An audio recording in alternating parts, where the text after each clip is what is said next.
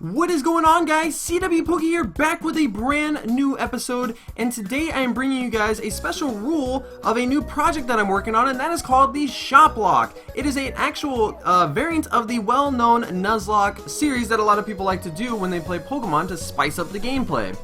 So what exactly is a shop lock? Well, the thing about the shop lock is it revolves around using an artificial currency system. So keep that in mind, guys. If you do decide to do the shop lock, you will have to sort of keep track of a number. And there's some cool ways that you can do that, and I will explain those later. But for me, I will just be essentially keeping track of that number by a ticket system, and I'll be using that outside of the game. Now, similar to a Nuzlocke, if a Pokemon faints, you are not allowed to use it. However, the little kicker here is that unless redeemed, you actually can redeem fainted Pokemon, and I'll explain how you can do that in just a little bit. Along with that, you can capture any and all Pokemon you find. The cool thing, however, is that you cannot use them unless you purchase them. So again, a lot of these transaction things I'll be explaining in a little bit. To go along with that, Give Pokemon can also not be used unless purchased. Now, all of these transactions that I'm talking about are going to take place in the imaginary shop. So I know there's a lot of imaginary stuff, guys. It does sound a little convoluted right now, but I promise you it's actually pretty simple once you know what I'm kind of going at here. And also, in order to lose the shop lock, if you have no usable Pokemon and cannot visit the imaginary shop, you lose. That is how you essentially lose the shop lock. Pretty similar to a Nuzlocke, essentially. If you lose all of your Pokemon that you have available, you lose. And also, just a little rule to prevent some gray areas, healing items can be used except for any form of revives. Just like most Nuzlocke variants or any sort of Nuzlocke, you know, revives are pretty much a no-no because, well, that just sort of makes it a little bit easier. You can buy revives and you can use them to get your Pokemon back, and you cannot do that in the shop lock.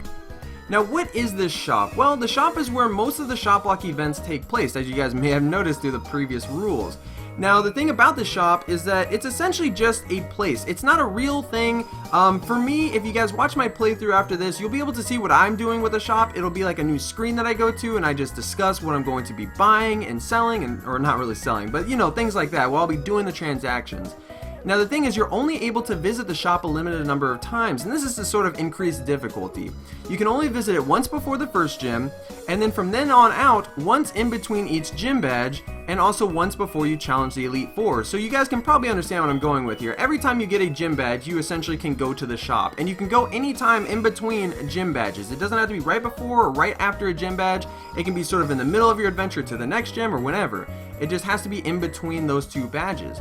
Now, for games with gyms after the Elite Four, like Heart Gold and Soul Silver, once before the next gym battle is okay once you have beaten the Elite Four. So, you know, say I become champion in Heart Gold, and, you know, I'm getting ready to go to my 9th gym battle, I am also able to visit the shop one more time.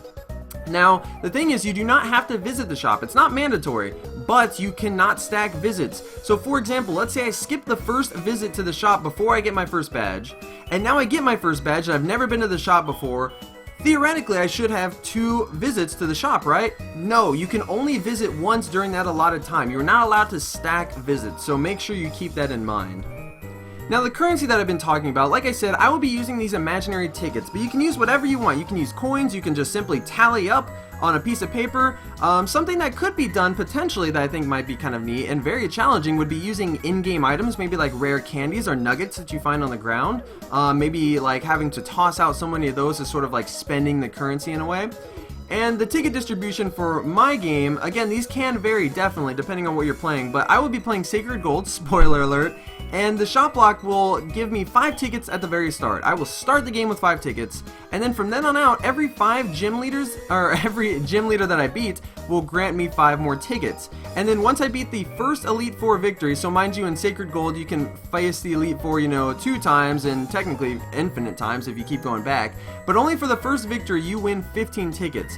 Now, I did this so that if you total all these up, it equals to 100 tickets possible in my playthrough. This doesn't have to be done. I think it's more important for every game that you decide to play to sort of customize it to what you feel appropriate, but I feel like this is a pretty good number.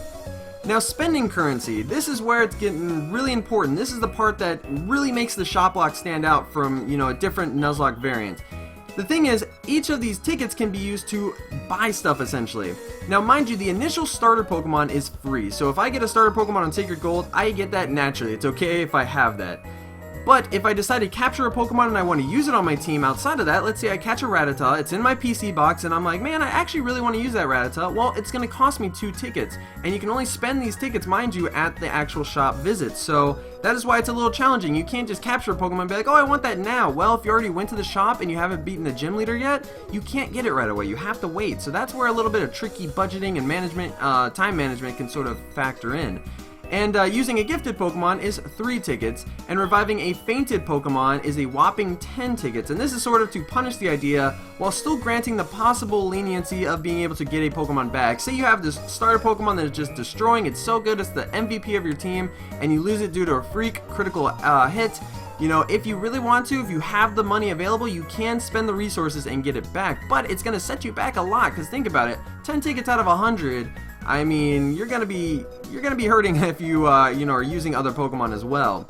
Now, I don't personally plan on using legendary Pokemon, so I didn't assign a value, but if you do decide to do a shop lock and you want to use legendary Pokemon, feel free to add a value to them. Me personally, I'd probably make them worth 10, since they're so naturally strong, but they are still, you know, vulnerable. They can get fainted in battle, so it is possible you may still have to redeem them, but you know, they are such a strong asset to most teams. Now, just a little note, gifted Pokemon eggs must be purchased before hatch. So you can't hatch an egg to see what it is and then decide, oh, you know, I don't actually want that. No, if you want to hatch the egg, you gotta purchase it first for 3 tickets.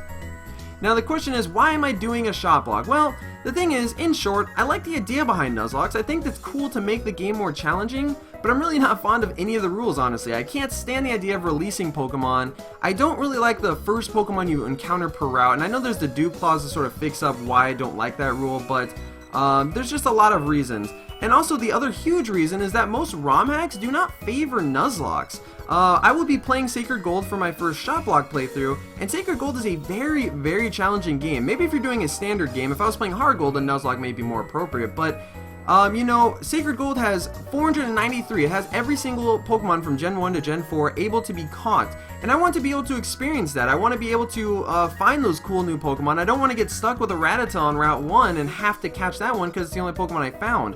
I want to be able to use cool Pokemon that weren't normally intended to be in the game. And on top of that, the difficulty is so difficult that, you know, there's going to be times where I'm going to faint and it's going to be hard to keep up. And a Nuzlocke just really, I mean, I've seen a lot of playthroughs where people will do a ROM hack Nuzlocke and they're not prepared for something, or, you know, because of the rules, they're stuck with 3 Pokemon of the same type, and all it takes is one strong Pokemon that's super effective to just wipe them out. And it's really kind of unfortunate watching so many ROM hack Nuzlocks end so soon just because it's not really tailored to Nuzlocks. They're supposed to naturally be more difficult. And also, I like the potential strategies that a shop lock could require. Now, mind you guys, I've never done one of these before. It's just me making up this rule set, so there could easily be flaws. There could be things that I'm not really noticing right now that may not work. Off the top of my head, one potential challenge that could come up is the fact that let's say I capture a Pokemon, I don't intend on using it, but I don't have any, you know, I have space in my party, so it naturally goes to my party instead of the box. Well, what happens if I run into a random trainer encounter? Well, those are rules that I'm still working on, and honestly, this is where I would love to see your guys' feedback. If you enjoy the rules, but you feel like something could maybe be done differently, I'm totally okay if you guys, you know, change up the rules yourself. That's actually, you know, totally encouraged, but I will also consider those rules and try and change it up if I ever do another shop lock playthrough. But I did want to inform you guys so that when I do my Sacred Gold playthrough, you're not totally out of the loop as far as the rule set goes.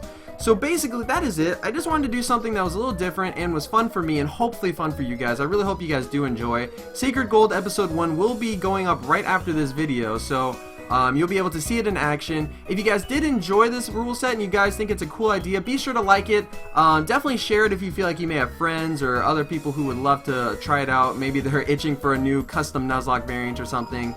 And hopefully you guys do enjoy. So again, guys, thank you so much for sticking around, and I will see you guys in the first episode of my Sacred Gold shop lock. So see you guys then. Peace out.